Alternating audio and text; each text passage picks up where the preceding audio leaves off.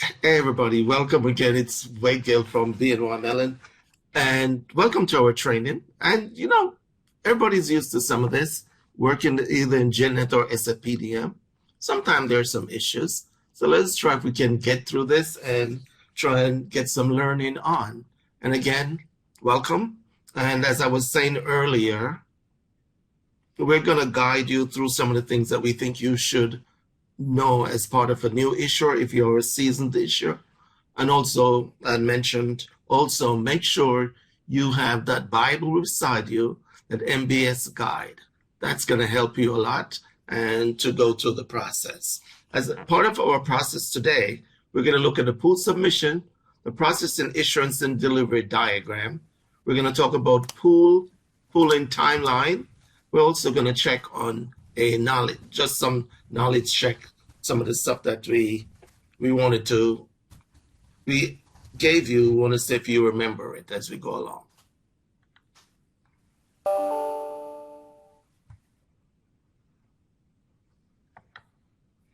Okay, the pool submission, processing, issuance, and delivery diagram. A lot of times users don't know what exactly happened in the space of what happens when you get your pool issued.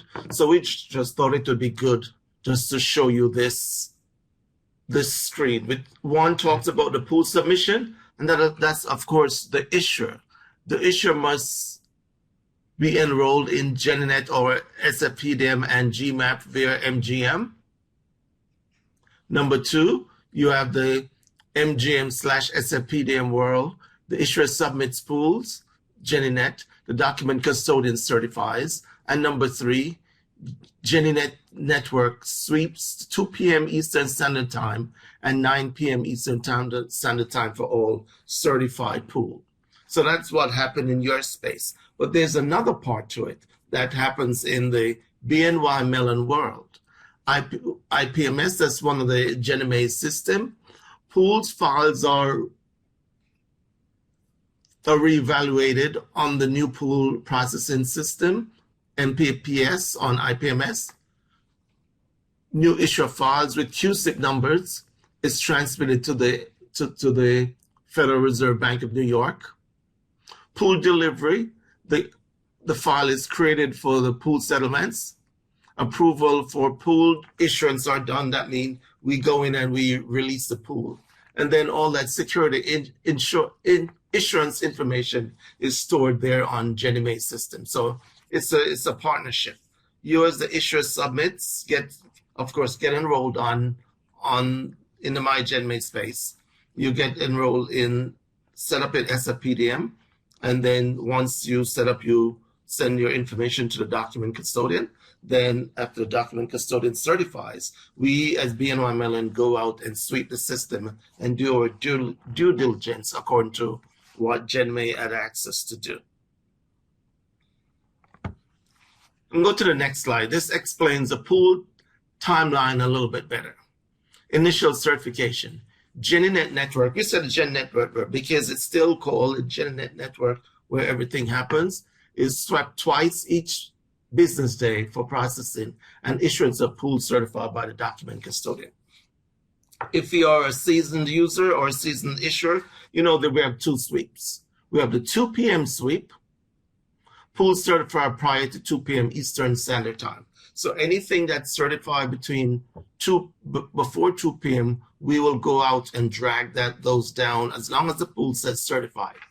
Will be considered one-day processing and may be delivered for settlement the next business day. So like today, we're going to download anything that says certified, but a 2 p.m. sweep. If your settlement date says June 13th, we will make those delivered to the Fed for June. Fed will make those delivered for June 13th. But if you have a June 21st, the Fed will hold that until June 21st and make the delivery. Then we have a 9 p.m. sweep. That's the nightly sweep, anything certified from 2:01 to up to 9 p.m. We're going to do the same thing again. We're going to sweep the network. Anything that has a status of certified, we're going to download. we will consider this a 2-day processing and may be delivered for settlement in 2 business days. So if we download the 9 p.m., that's going to come in tomorrow. So if you have something settling for Thursday, we'll deliver it on Thursday. But again, if it's settling for the 21st, that's when the Fed will make the delivery at that time. Just want to tell you about deleting pools after certification. You want to contact the Ginnie customer service number, 1-833 Ginnie Help, and pools can be deleted between the hours of 2 p.m. and 4 p.m. That if you want to force to delete a pool after 12 noon. But guess what, users, issuers, if you submit a pool and you realize, oh, the pool is already certified, but I want to make some changes, you have the ability to go into the system and do a recall or a delete. Issuers have until 12 noon to perform an auto delete on GinnieNet. So I mean, also should be SFPDM there. After 12 noon, but before 4 p.m. and Eastern must contact us. So you have up to 12 noon to delete that pool by yourself. If the pool is certified, you can go up and delete that pool. If it's after 12, you'll have to get in touch with us. What we usually suggest, send us an email requesting that pool so-and-so to be deleted. Once that pool has been deleted, we're going to send you an email again telling you we have deleted the pool from the Ginnie network, and you should be able to go ahead and do your updates and apply the edits and resend that pool. Maybe you don't want to issue that pool. Maybe you want to delete the pool. So you have the ability to go in and now delete that pool from your system.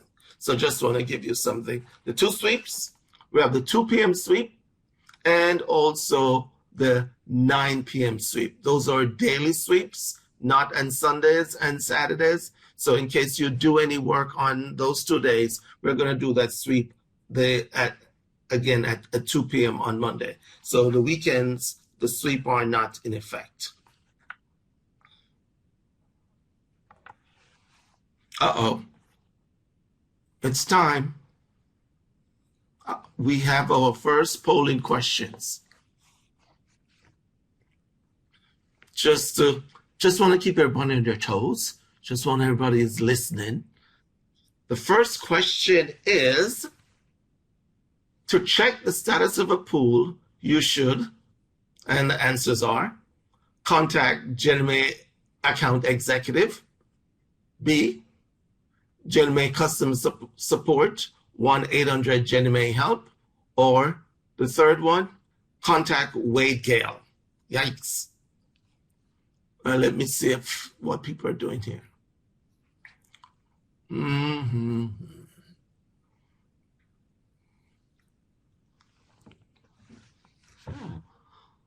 Well, majority, the question again, to check the status of a pool, you should contact your Ginnie account executive, Ginnie customer support, or Wade Gale. I can tell you which one is totally out of it.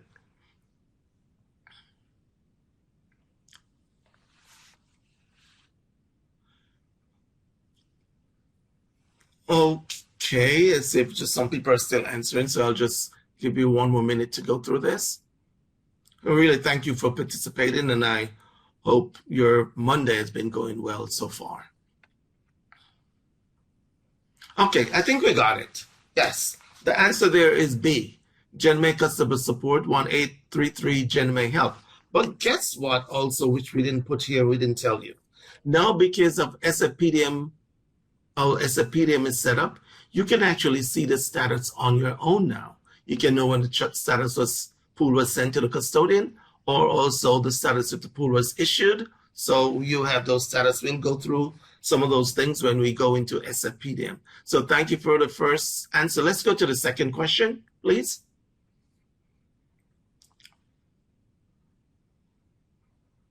And here comes the second question.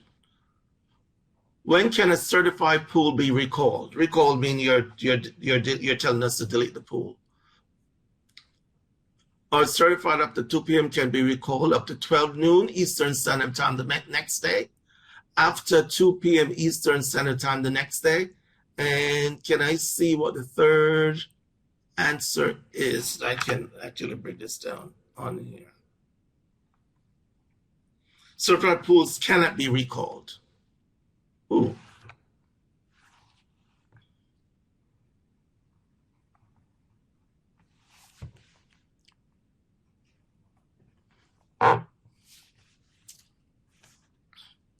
We got 80% saying, and the answer is actually A. Pool/loan packages certified after 2 p.m. can be recalled up until 12 noon Eastern Time the next business day. That means that's without our help.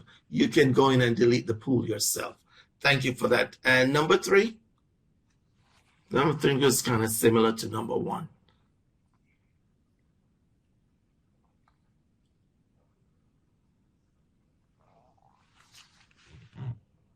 If I miss the window to recall a pool, what can I do? Call Ginnie customer support, call a Ginnie account executive, resend the pool under a different pool number.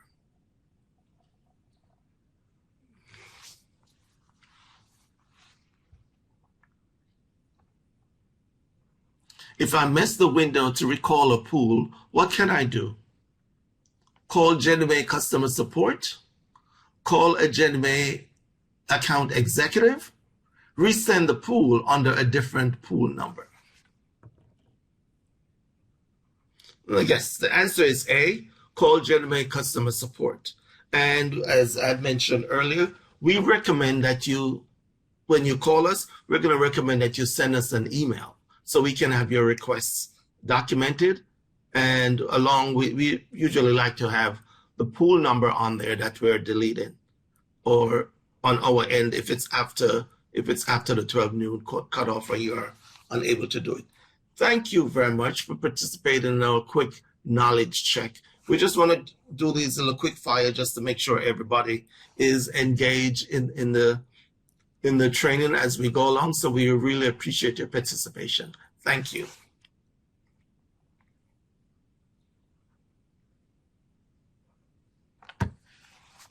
Okay, prerequisite for pooling. Some of the stuff that you are going to need to start to get your pooling going on.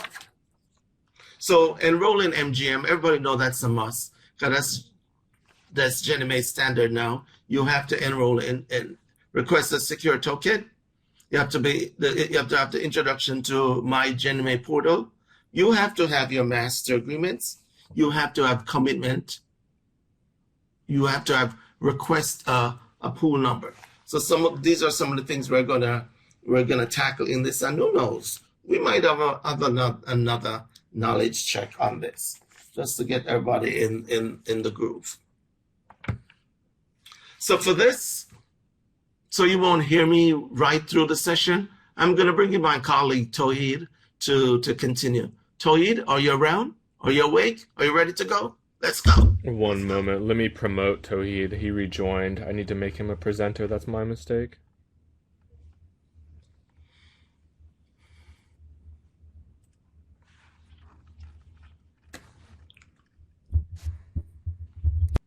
All right. Ladies and gentlemen, here is Tawhid. Thank you, Wade. All right. Good morning, everyone. So let's go over the introduction to My Ginnie portal and what it is. And you'll hear this reference many times throughout the presentation. So basically, My Ginnie is a single gateway to all Ginnie system, our applications and resources, which boosts efficiency for our business partner. This portal, which provides enhanced security and a single entry point to all approved applications for you, the individual users, as well as seamless user registration and access request process for both you, the user, and the approving authority. And finally, My Ginnie, it says here that it will eventually replace GMAP 1. We're actually currently in the process and have many GMAP 1 applications that are in My Ginnie portal now. And also, to access My Ginnie Mae, you type in any of the 3 browsers that are supported below that you can see, which are Firefox, Chrome, and now recently added Microsoft Edge, moving away from Internet Explorer. And to access, you go to my.ginniemay.gov, and you should land on the My Ginnie Mae page.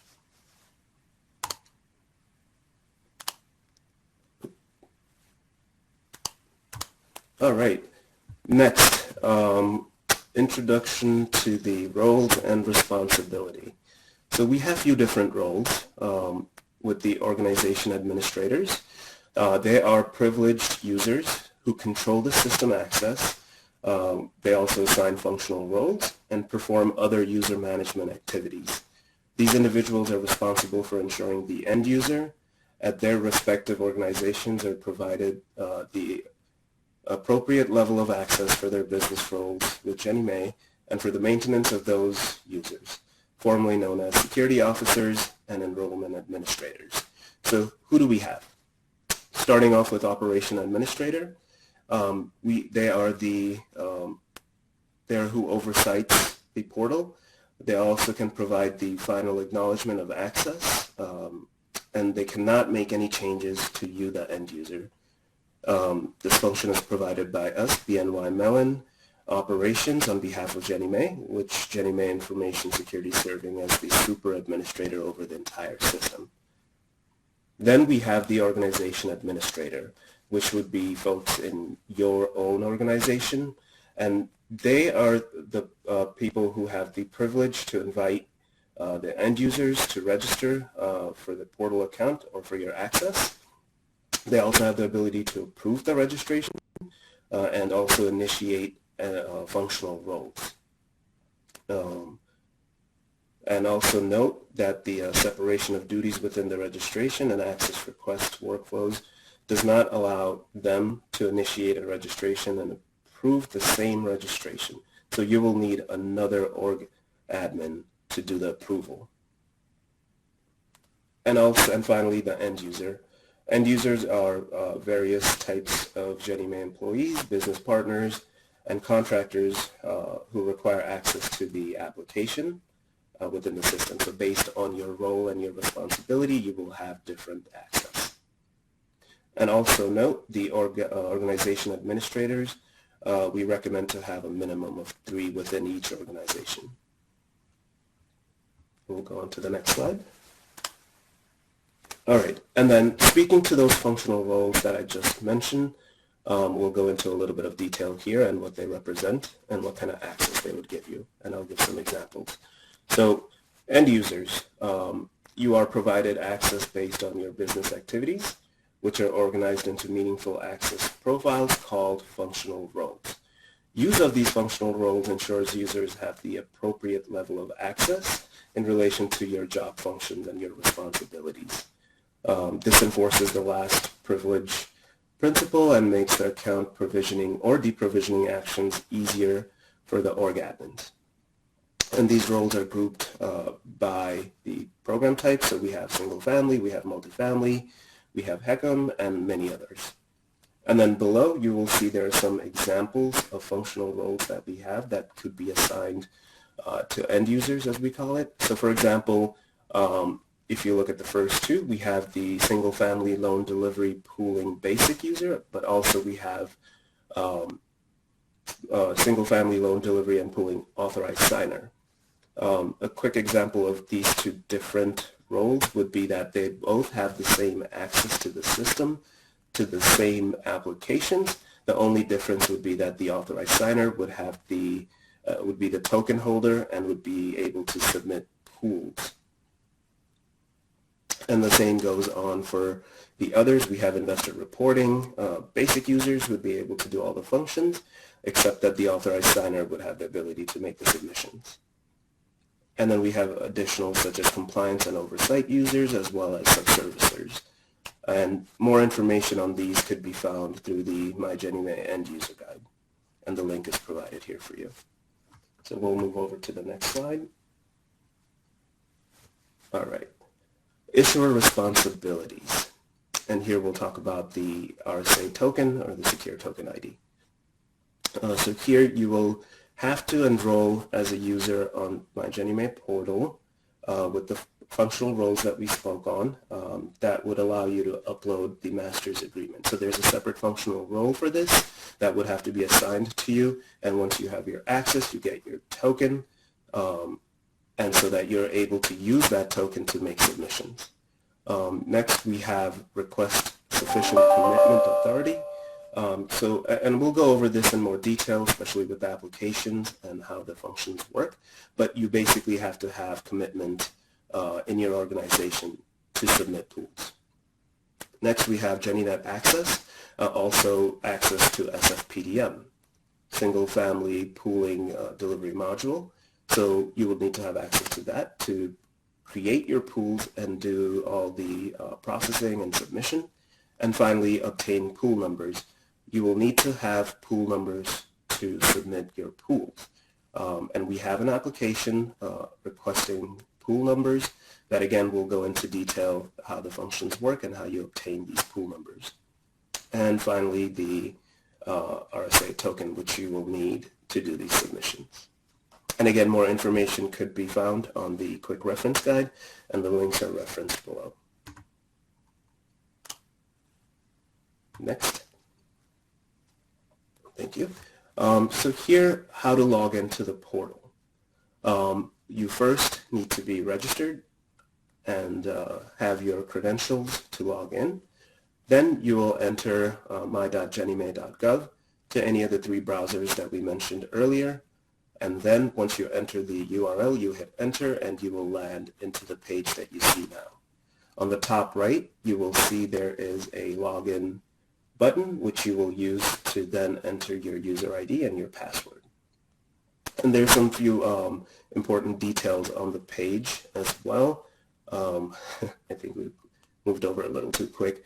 But here you have a banner that gives you the latest and greatest information to any kind of maintenance or any kind of announcements that would come up, which we'll show here, as well as some important links below, such as the Media Center or the Ginnie Mae roles in housing, finance, and doing business with Ginnie Mae. So there are some important links below as well that you can click on and navigate for more information and details.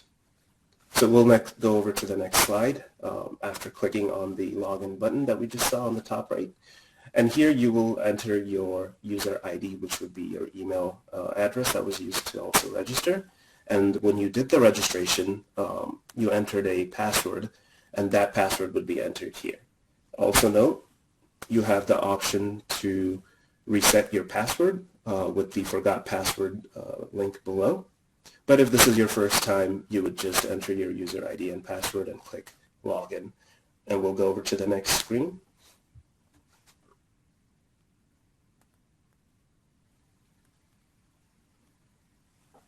So let's go over to the next slide, please. All right. So once you enter your user ID and password, you will be asked to enter a OTP or one-time PIN. And this could be retrieved either through your email that was registered, or we have a second application, which is called the Oracle Mobile Authenticator. This is a application on your smart device that could be used to retrieve OTP. And we do recommend you go ahead and install this and register the account, just because there are times that the OTP might take a little bit of time depending on your security in your organization or other reasons that could delay the OTP through email. So having the Oracle Mobile Authenticator where it generates the OTP on demand is a lot quicker. So you would choose your method, click OK, and you would either retrieve the OTP through your mail or your smart device, and you would enter that into the system and click Login. And if we go over to the next slide, once you log in successfully, you will land on something called My Dashboard. This is a dashboard that's built uniquely for your, depending on the access that you have in the system. And this provides very important details where you have your inboxes to see the latest messages. You also have commitment authority and pool number widgets, which gives you a graph and a representation of these informations, how much commitment you have left, how much you can use, and same goes for the pool numbers as well. And again, you have the banner on the top, which gives you some latest and important information that's either coming up into the system or any kind of, for example, maintenance, and those announcements would be made here that could be visible by you. All right, so this kind of gives us an overview of the system, and I'll give it over as we have breakdown.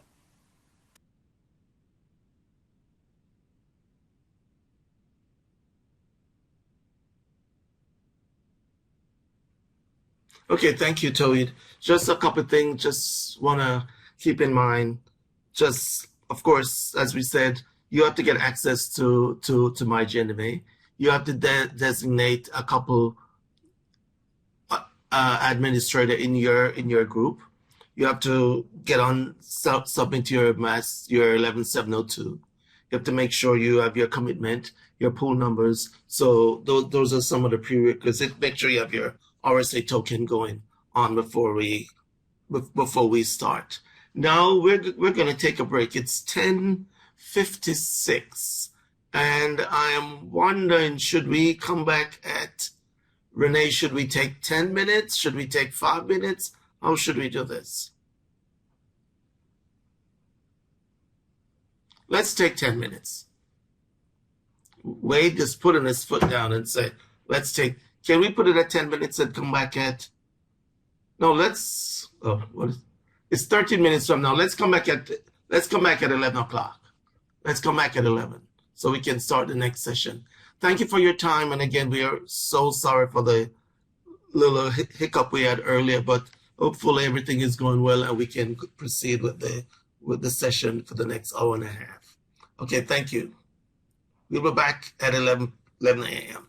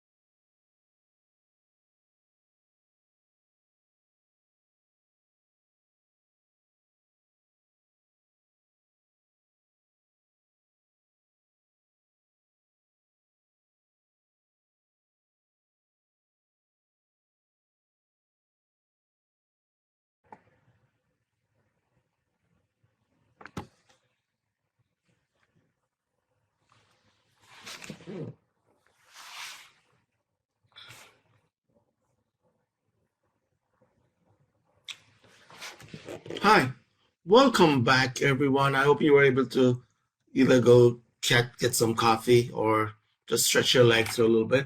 So we welcome to our second part of our training session. Again, we had mentioned earlier about we did some of the prerequisites for you, or mentioned. We went through. You have to get on MGM. You have to be. We have to set up a org admin. Org admins have to assign roles to the end users, and the end users from those roles will perform their daily functions if as part of the Ginnie processing. But before you can start your processing, you have to submit your master agreements. So that's what we're going to concentrate on right now, your master agreement. And of course, the master agreement is a document that the authorized signer is telling Ginnie Mae, these are the people that are authorized to perform duties on behalf of the company. And that's a documentation that has to be sent in to us and with all those names. So we start off with 11.7.0. We're going to just talk about MAM system anyway. From any screen in the MGM portal, select the tool drop down on the top of the screen. You're going to see all this in a quick presentation as we go along. But we just want to give you an idea of what happens. If you are set up this way, if you have the role, this is what it should look like. On the IPMS, you should have the role MAMS. And once you click on MAMS on an application, it's going to look something like this on your screen, where you have the master agreements, and then you can go on and proceed with setting up your master agreements. Just wanted to give you some information. Ginnie Mae issuers must complete the initial master agreement submission to be eligible to issue Ginnie Mae pools. Issuers are required to submit a complete set of master agreements, which consists of the list of these forms. If you're new, you might not be familiar with the form. If you're a seasoned user, let's just go over the forms. We have the Form HUD 11702. That one is called a Resolution of Board of Director and Certificate of Authorized Signer. Then we have the Form HUD 11703-2. That, if you're a HMBS issuer, that's the form you'll use, the Master Agreement for Participation Accounting. But if you're a single-family issuer, you're not doing reverse mortgage, that form is not for you. Then we have the Form HUD 11707. That's the Master Subservicing Agreement. We have the HUD 11709. That's the Master of Servicers, P&I, and Custodial Account. You have the 11709A, which is the ACH debit authorization. This form does not require renewal, just so think of that when it's time for renewal. We have the HUD 11715. That's the Master Custodial Agreement. That's agreement with the particular document custodian you're going to be using during your process. And of course, you have the HUD 11720. The Master Agreement for Services, Escrow, Custodial Account. So those are the Master Agreements. Those are the documents that must be filled out via the system and sent to us for approval. And we just want to mention, anytime we talk about these documents, we're also giving you more information on where you can find the guide. So the Master Agreement Management System, that's the MAMS guide. Look into that if you need more information on how to set up these forms. And of course, don't forget your Bible. That's the MBS guide. That's what I call.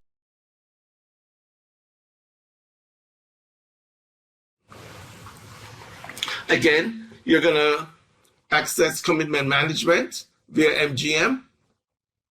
You're going to go on the tools drop down. Then you're going to look for CM. And on the application, you're going to click CM. Now, number three shows you what the screen looks like when you get into commitment management screen. And then you'll proceed with doing your work on the screen. So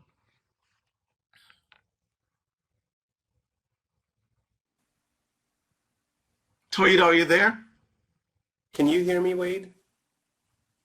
It's not coming up. Okay, so that's the commitment management screen. So let's go to the next screen. And again, what we did here is just to give you some information on what you need to know before you start doing this.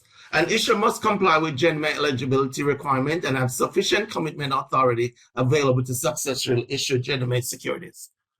Commitment authority allows an issuer to issue up to the authorized dollar amount of securities and constitute a commitment line balance. So, of course, the commitment system itself, application replaces the manual submission of documents. And again, manual submission only means if you're really old school to the system, The ones who are not new now don't even know what the manual submission is. Submission of fees via pay.gov and provide an issuer with an automated method to submit a request for commitment authority, confirm the associated commitment fees, proactively monitor their commitment authority balance and request status, submit payment instructions for ACH debit of commitment fees, and request report. So that's what the commitment authority system does when you're getting ready to do that.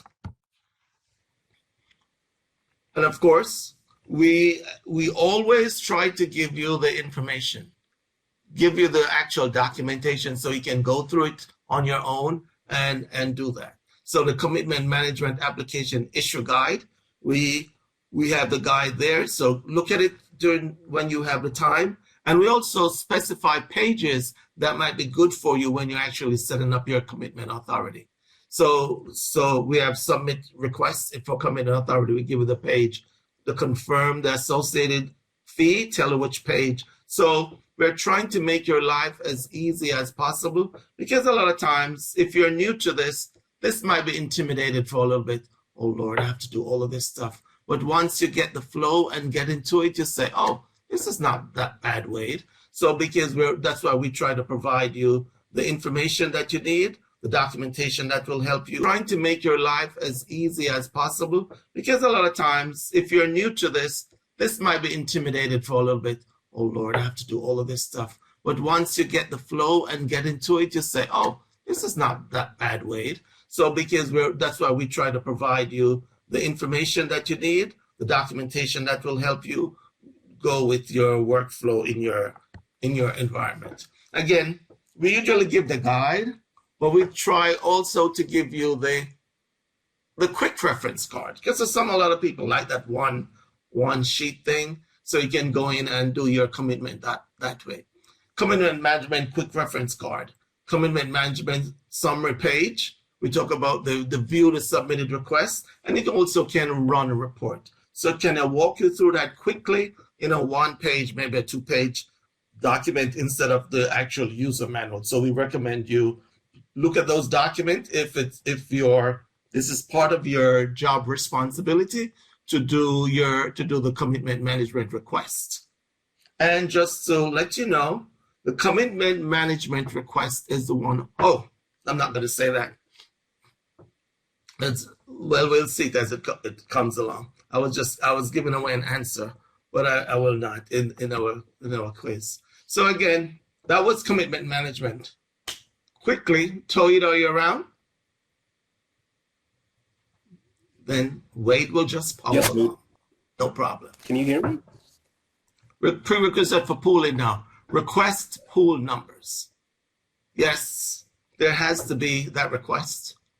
Pool numbers, very vital, has to be linked to your issuer number. So you have to go into the system and do a request.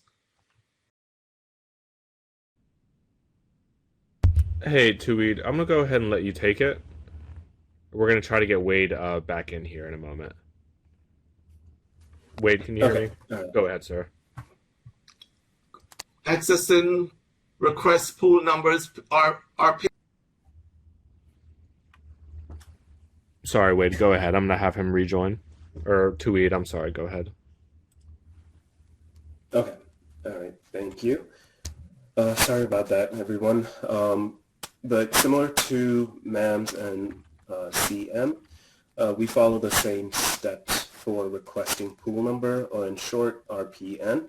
So when you click on Tools dropdown, you will see the entire dropdown with all the different applications, and these access also depend on what kind of functional roles were assigned to you, depending on what your functions are and your roles. So here for RPN under IPMS, you will see there's a link which you will click, and that will take you to request pool number application, like you see below. And here you will be able to request new pool numbers. Not too sure what just happened. I was just asked to leave the room. I must have been on bad behavior or on punishment. Wade, I'm sorry about that. Are you able to hear us? Today's Monday. We're really going through a lot of issues. Accessing request pool numbers. Again, You go log in, you go to tools. On the tools, you're going to choose RPN on the application, and then the number 3 is what the screen looks like when you're going in to do your request, your RPN request. And again, it's an application that Ginnie may use to request pool number. It replaces the current paper form. I think we should need to take that word current out, because I don't think most of us might be that are on the call right now might not even remember that HUD 11700 letter of transmittal. That was so long ago. Wait, Gail, you're aging yourself. But yes, I do remember that form all these years ago. That's how they used to do the request for pool numbers. But that's not done anymore. It's now done into my Ginnie Mae. Request pool numbers, remember that guide. We always want to give you that information in the user manual so you have the tools to do that. And some of the things that are in the user manual pages that we think should be important to you are enter requests for pool numbers, and they give you the page number. View valuable pool numbers queue, submit override requests to your Ginnie Mae account executive for additional pool numbers. You can view the status, request and download report, and receive real-time approval of requests. So those are some of the things you can get from the user manual itself. Of course, if you talk about user manual, we're going to mention the quick reference guide again. We want to make sure we have that guide that you can get the information right there. So the QRC, that we always want to recommend those to the users. Part of the QRC is you have the inquiry screen, how to request a pool number, download the number of requests, view status of pool numbers, and run a report. That's the quick reference guide. And I'll mention a lot of people tend to want to use those guides or those notifications because it's much easier for them than reading the full user manual. So as part of the prerequisites, we went through the master agreements, we went through the commitment authority or CM, and we went to RPN. Just some pre-pool submission issue requirement. Ensure there are assigned pool numbers, very important. The way GennyNet is set up that you can go in and add a pool number because there's no connection. But in SFPDM world, you cannot go in and add a fake pool number in with your issue number because that's a direct check right there. It's going to stop you. That this pool number does not belong to your issue number. Check your available pool numbers on the request pool number. Ensure there's adequate commitment authority. Very, very important. Get your notices. I think a notice comes out every morning of your commitment authority availability. Check on that. You know the reason why? You might be setting up some pools today and you only have $10 million left, but your 3 pools are over 20-something million dollars and you never checked it. So you submitted those pools. What's going to happen? When we download those pools as certified, it's going to come across. We're going to do another due diligence check, but bam, an error message is going to come out. Insufficient commitment authority on issuer 1, 2, 3, 4. So what we have to do on our end, we have to get in touch with your AE and let them know this, that the pools you have 3 pools and they're coming out with insufficient fund because you don't have enough money. They will get in touch with you and then go through the process. Might have to do the wiring and get that information in. But you know, I'm mentioning this because this could delay your settlement dates. So you just want to be careful because you might have made promise to your investor that this pool will be delivered on such and such a day, but because of the insufficient commitment, that could be a delay in getting that stuff to Ginnie Mae and start the process. So just be careful, do that due diligence in the morning, check that commitment authority before you start actually doing your pools. Know how much you have so you won't have to get a call from the account executive, or we don't have to send something to them, so have to send something to you saying your pools, you have insufficient fund. And ensure there are complete master agreement on file. check the master agreement management system, check that you have the complete 11709A ACH debit form completed. You want to make sure you have everything. You can't submit pools if you don't have a complete 11715. Make sure that if you submit that form, make sure the custodian that you're using actually came back and do the certification on that. Make sure if you have a subservicer, you submit the 11707 form, they went in and do their due diligence, because after that, that form has to go to Ginnie again for approval. So you just want to make sure all those things are done when you're getting ready to do. You want to have a complete. When you look at your master agreements on the system, it does say complete, and you're ready to go to start doing your pooling, because you have your pool numbers assigned, you have your full commitment, and your master agreements are unsigned. Of course, you'll be reading the particular chapters in the Ginnie MBS guide if with whatever pool types you're doing, if it's CSF, XSF, MSF, you want to make sure you read that, understand, and you're planning how to get all that information into the appropriate system to do your pool processing. Okay. So all that I just said, we kind of set up 3 quick demos just to give you an idea of how the process works. So we have a demo on the master agreement 11702, and after that it's commitment management and request pool numbers. So those are the 3 demos. So let's go into the first one, and I'll just be on mute.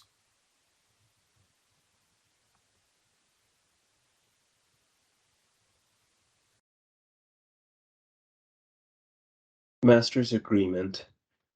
Once you log into My Ginnie Mae, you will go to Tools dropdown, and under IPMS, you will click MAMS, short for Master's Agreement Management System. We will then land on the Master's Agreement page. Here you have the ability to filter out the forms based on the role, issuer of subservicer, or the form. Here you have the list of all the forms you can filter by. Then we have statuses. And you have certification year. You can select your desired filter and click display, and that will filter out based on your need. We then have the ability to create forms from the dropdown. We have the 11702, 11707, 11709, 709A, 11715, and 11720. For today's demo, we will create a 11720 form. So we'll select the 11702 form and click Go.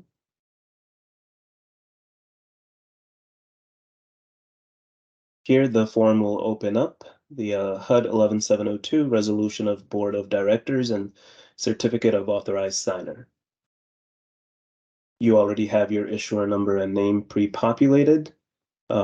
Then we will go ahead and enter the board meeting place. So we'll go ahead and enter the address.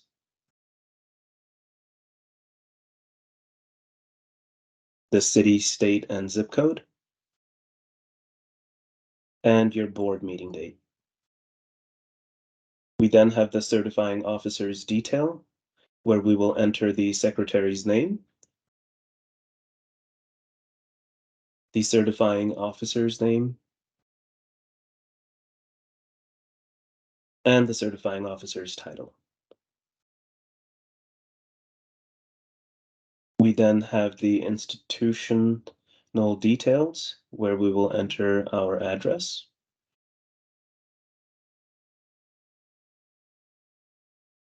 and select our date. Then we have the authorized signer. Here you have the ability to replace any existing authorized signer or create new ones. When creating new authorized signers, you have the ability to create manually by entering their first, middle, last name and title. or you can upload the authorized signer's name through a CSV file. This is helpful if you have multiple authorized signers. Instead of having to individually create and write their name, you can upload them all at once. For today's purposes, we'll create one manually. So we'll go ahead and enter the first name and last name with their title.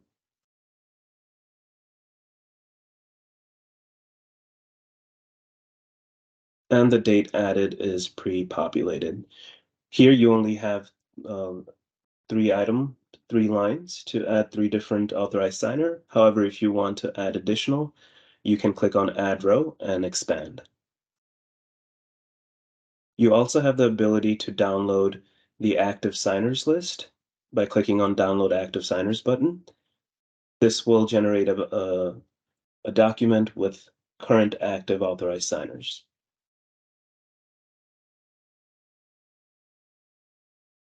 Okay. We will then move on to generating the HUD PDF form by clicking on View as HUD PDF. This will generate the document with the current authorized signer you have added to the list. And once you review and sign this document, you will then go ahead and upload this on this form. And we do this by clicking on Choose File button and selecting that signed HUD 11702 form and click Upload Document.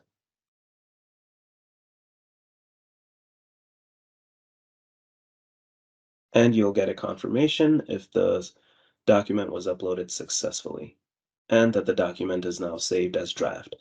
To do the submission, we will go ahead and click Save for submission, and this will send the form to the Submission Center.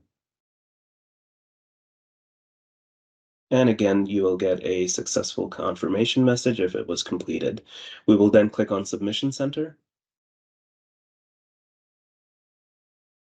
select the 11702 form that we just submitted, and finally, submit this form with our RSA token. To do that, you will review the legal form, and if you accept, go ahead and click on the check box and submit form. And here you will enter your RSA token and click OK.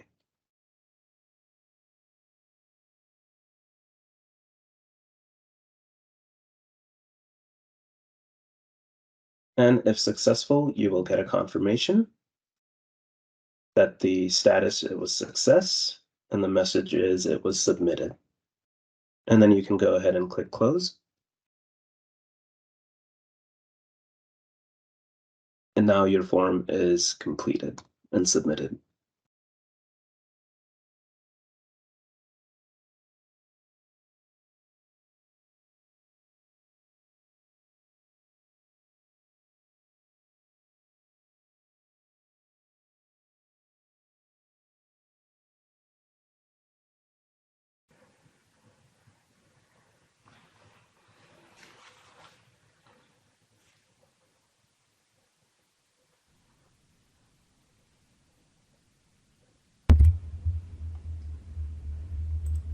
Wade, can you hear me?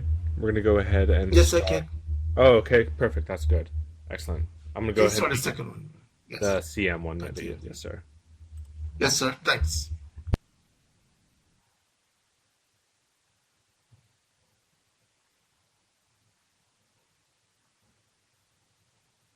How to request commitment. Once you log into My Ginnie Mae, you will land on my dashboard. From there, you will go to Tools dropdown, and under IPMS, you will see CM, short for Commitment Management. Go ahead and click. Once you click, you will land on Commitment Management page, and you will have a summary of any previously requested commitment below. To request new amounts, you will go ahead and click Request Commitment link. Once you do, you will enter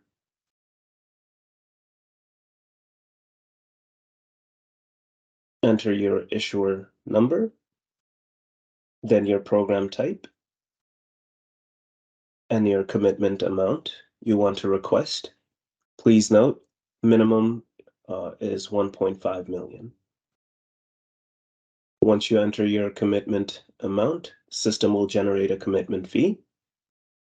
And then you will go ahead and enter your routing number, your account number.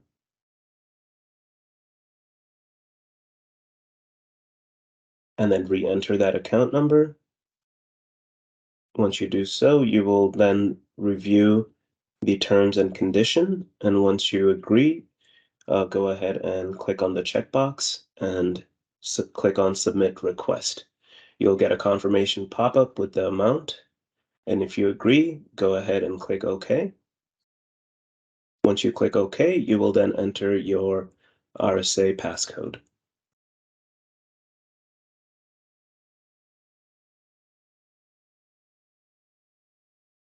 And then click OK.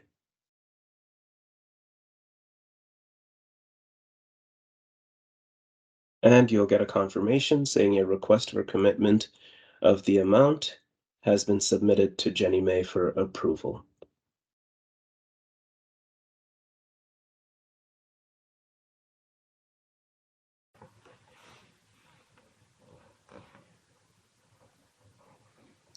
We'll go into the last video, the request pool number.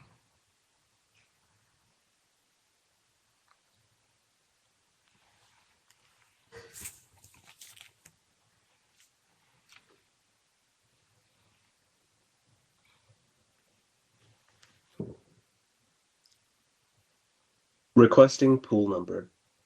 Once you land on My Ginnie Mae after logging in, you will go to Tools dropdown, and under IPMS, you will click on RPN, short for Request Pool Number.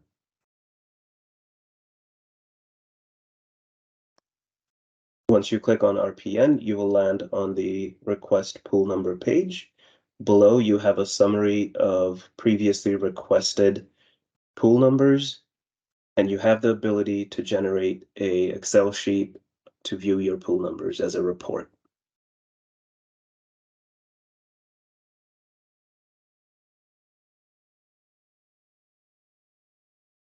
Here we clicked on the report link, and we're able to generate the pool number that were approved. Next, we'll go ahead and request some additional pool number by clicking on the checkbox and then clicking on Request Pool Number button. Here you will see there's a message indicating that your organization have enough pool numbers, and for any additional, you will require an account executive override. So below, we have a field for request pool numbers. Here you will enter the amount of pools you're requesting,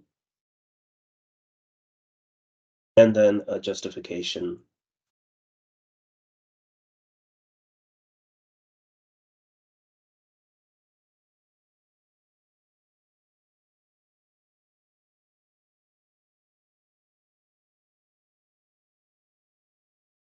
And then once you're completed with the justification language, you will click on Request AE Override.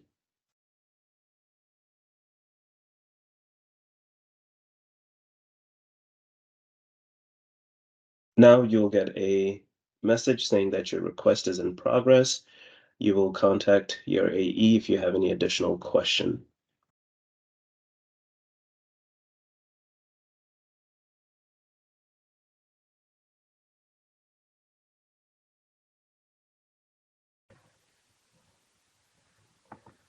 Okay, thank you. That concludes our recording. Just want to give a quick insight of the 11702 commitment and request pool number.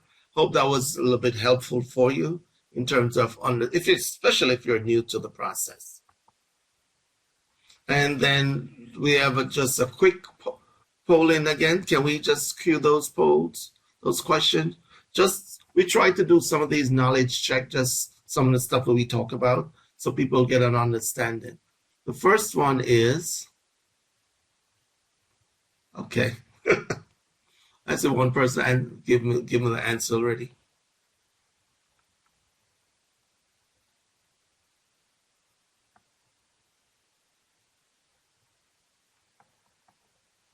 Question: where do you go to do the submission? And of course, it is in the portal for that.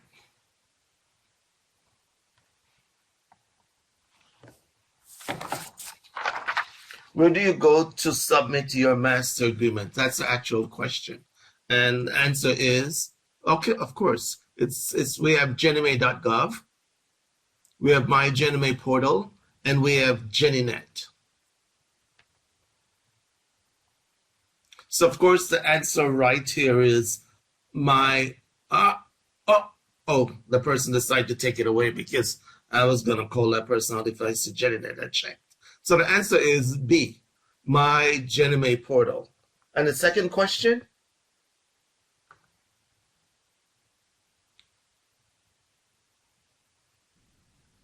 Yeah, I'm not sure why it took away the question. I'll The question read is, it. a RSA soft token is required to submit your request for commitment authority. True or false? A RSA soft token is required to submit your request for commitment authority. And I think when I was going through the session, I never mentioned, because I was going to talk about this, and then I remember it was in the question was coming up in our knowledge check, so I didn't want to mention it. The answer is true.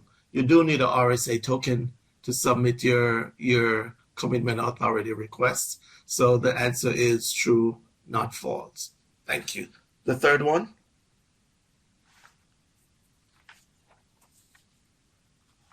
Pool number must be requested after a pool is submitted.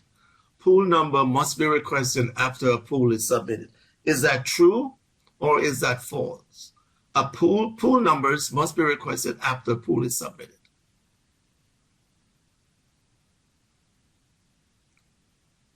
Okay, and the answer here is actually false.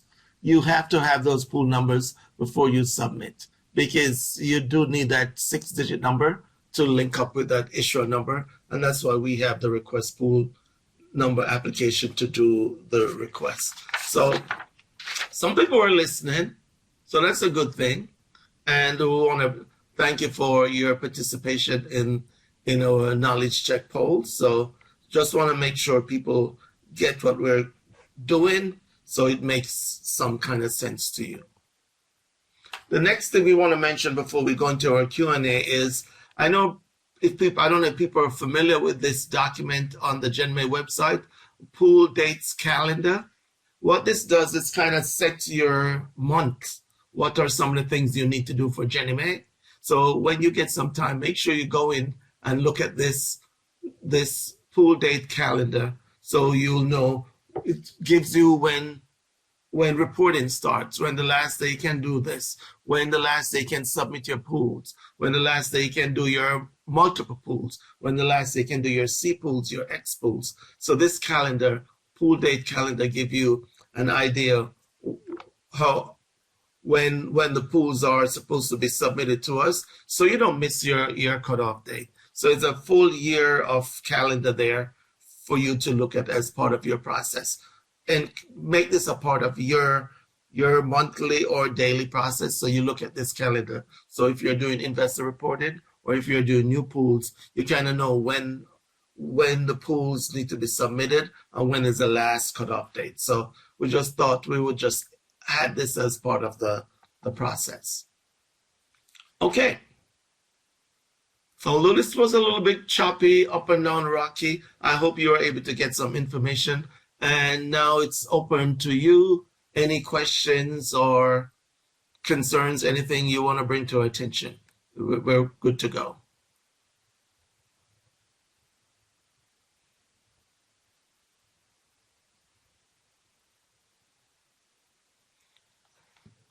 I see someone typing.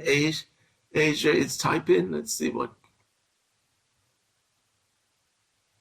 Doug, is there anything on your end?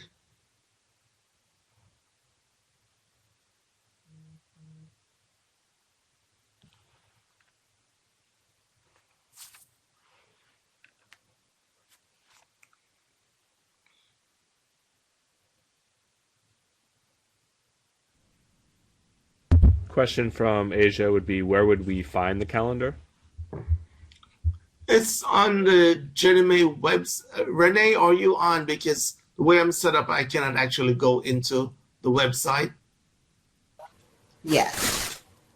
Yep. So I can post the link in the chat to the website, and Yes. you all are looking for how to find user materials, correct? I said John posts something. It's under the issue tab, and it's called important Thank you, dates. Okay, thank you very much, Bud. Thanks.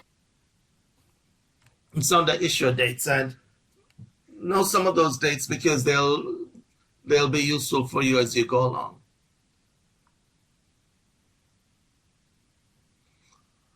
Okay, the next two, Candice, the next two sessions, what we're trying to do tomorrow, we're trying to introduce SFPDM.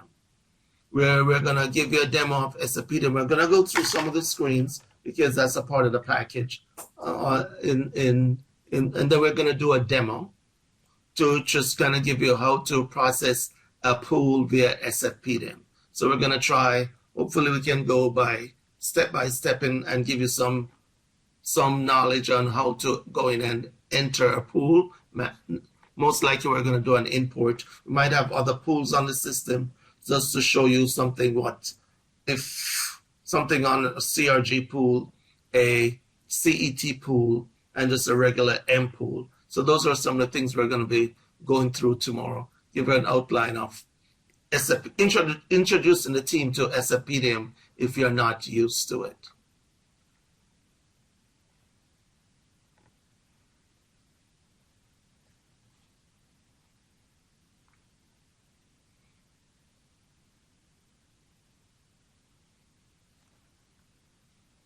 Yes, there are also resources. You have the SFPDM user manual on the Ginnie website, so that can also help you as part of the process. There's a big SFPDM user manual out there.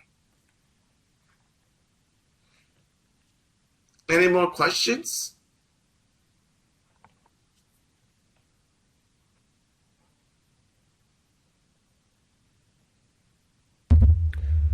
Did you see Valerie's question, Wade? It said, are you going to go through loan level data and what is expected in the PDD data points? Valerie, I don't think as part of our process we're going into all those details. We're going to show you loan level detail because we're going to talk about the pool detail, the loan level information, and how to set up the pool. But in terms of the PDD, we're not going to cover any PDD something in our space here in the SFPDM processing tomorrow, on Wednesday. I'm sorry.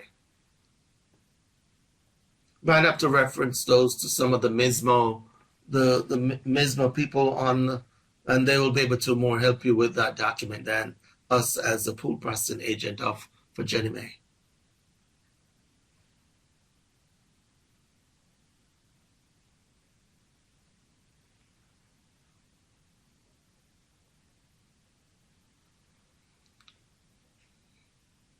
Yes, Wednesday 6:14. I might have said tomorrow. I'm just hyped. That's why if I said tomorrow. Yes, the next session is on Wednesday. Any questions or concerns from the Ginnie Mae AEs? Anything you want to emphasize on what you saw today?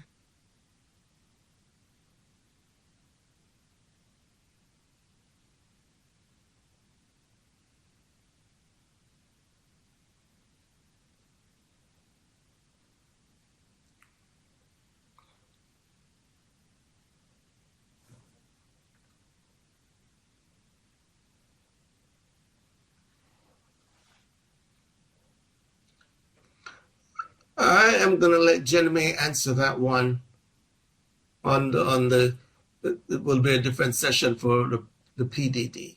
Renee?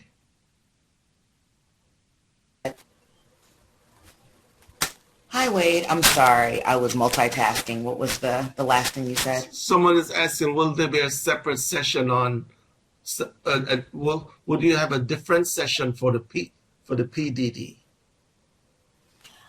So right now, the SFPDM adoption team is in the process of planning to host another SFPDM training that's going to include information on the recent enhancements to the application, and that's going to be taking place sometime around August. So once we have confirmed those dates, the information will then be published to ginniemay.gov, and if you have signed up to receive notifications on when trainings are being issued, then you will receive a notification via the My Ginnie Mae portal or an e-notification and directly from ginniemay.gov to let you know about when those sessions will take place. And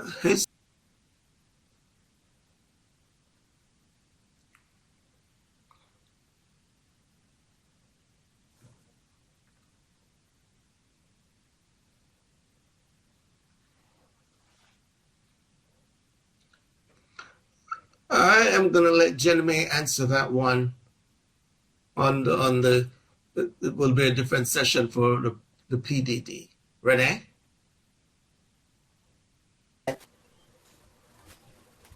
Hi, Wade. I'm sorry. I was multitasking. What was the last thing you said? Someone is asking, will there be a separate session on, would you have a different session for the PDD?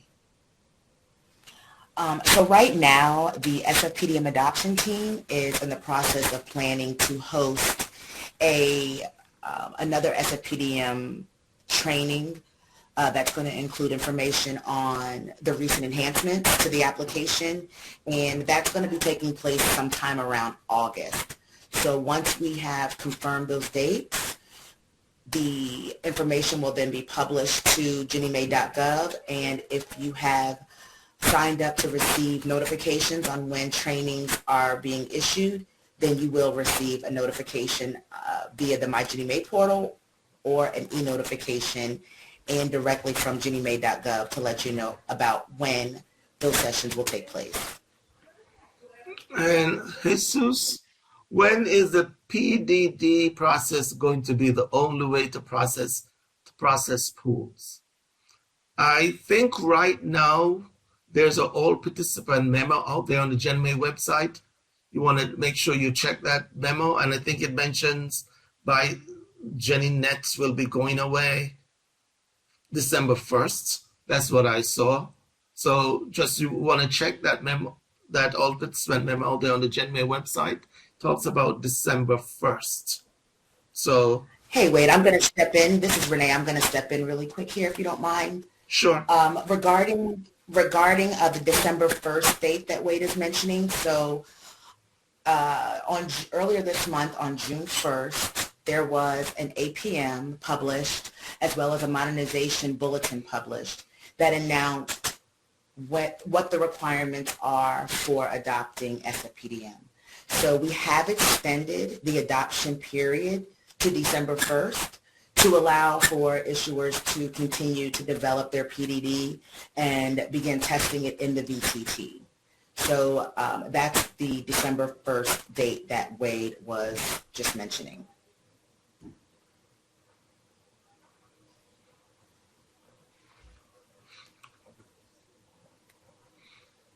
Or on the Ginnie Mae website is a section on that talks about resources, and I think that's where you can get most of the information. Orlando, if you're not clear and you want to reach out to the team on the 800 number, we can provide you the full information there.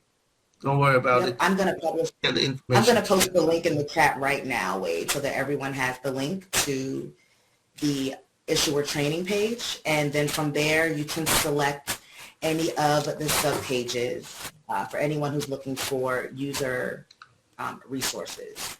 Okay. Thank you And very if there's much. anything that no problem. And I'll also I know that we have some of our Tier 1 agents on the line as well.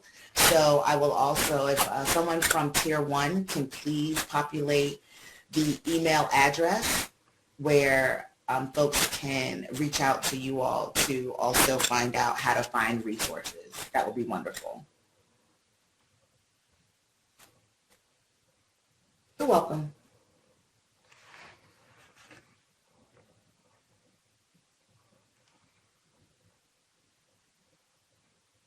Much appreciated. Thank you very much.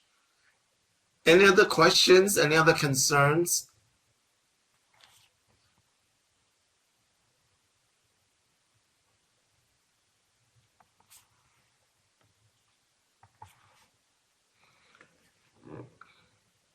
And one more.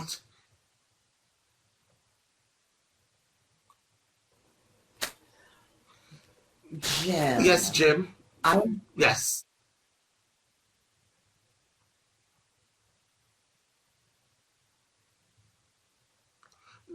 You can continue using GenNet, but GenMay wants you to start something by July. So just, Renee, you want to expand on that? Sure, yes. So according to the APM, I will also publish the link to that APM and modernization bulletin as well in the chat.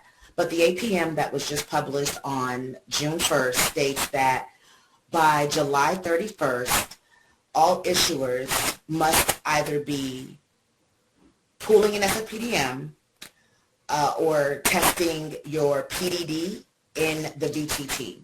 So by July 31st, Ginnie Mae is requiring that all single-family issuers should be either submitting pools in SFPDM or should be testing your PDD in the VTT.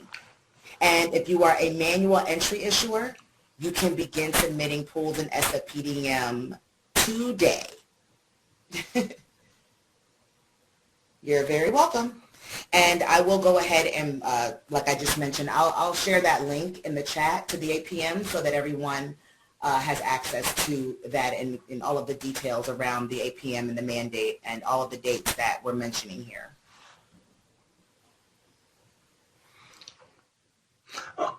Okay. We just want to also we mentioned some of these during the actual presentation. We just want to make sure you are aware that we have tons of information for you in terms of user manual to go out and get some information. So we actually have them posted here on where the manual, the QRC, and the FAQs that will help you with some of your processing. So, and again, don't hesitate to send any questions or concerns to the Ask Ginnie Mae.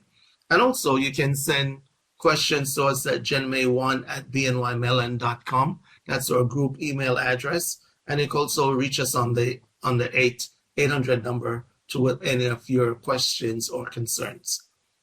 If there are no other questions, I know we have a poll to do. So do I pass it on to Renee or to Ryan?